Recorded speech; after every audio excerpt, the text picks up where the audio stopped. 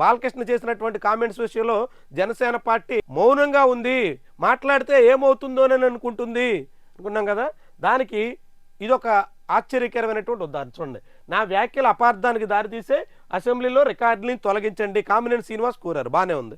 ఆయన మాటలు చాలా చాలా అనేక రకాల అర్థాలకి దారితీసే, ఎందుకంటే ఆయనే చెప్పారు రఘురామకృష్ణరాజుని స్పీకర్ చైర్లో కూర్చుండగా మిమ్మల్ని గత ప్రభుత్వంలో పందిని వేలాడదీశారు అన్నట్టుగా ఆయనే ఆ పోలికల్లో కూడా చాలా ఎబ్బెట్టుగా చేసుకొచ్చారు. అవన్నీ వైరల్ అయ్యాయి.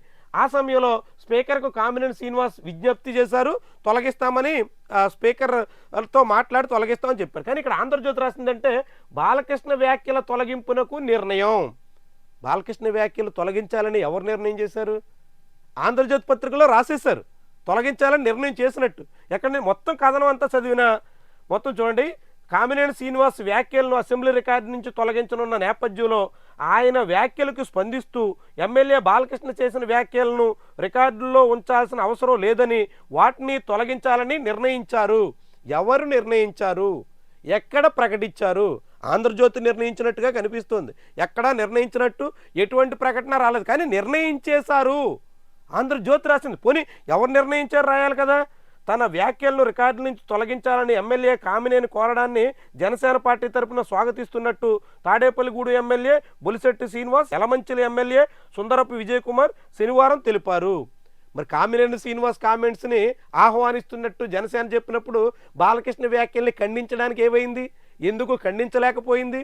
ఎందుకని మౌనంగా ఉండిపోయింది? పైగా మౌనంగా ఉండిపోయిన జనసేన కనీసం వాటిని కూడా రికార్డు నుంచి తొలగించాలని కూడా డిమాండ్ చేయలేదా?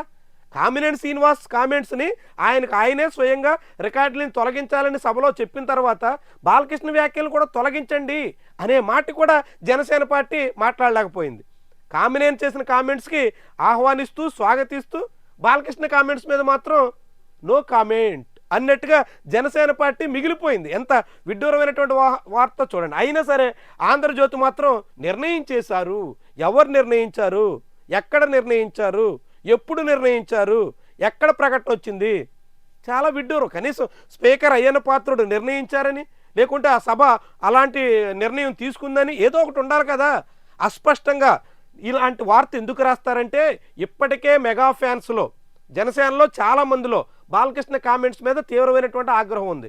దాన్ని చల్లార్చడానికి లేని అంశాన్ని సృష్టించి అసెంబ్లీ వాయిదా పడిపోయింది. ఇప్పుడు ఇక్కడ తొలగించడమా లేదా అనేది నిర్ణయం చేసే అవకాశం కూడా లేదు. అయినా సరే నిర్ణయించారు అని అసెంబ్లీలో జరగనటువంటి అంశాన్ని ఆంధ్రజ్యోతి ప్రస్తావించడం ఎంత విడ్డూరమైనటువంటి వ్యవహారమో ఇక్కడ మనం చూడొచ్చు.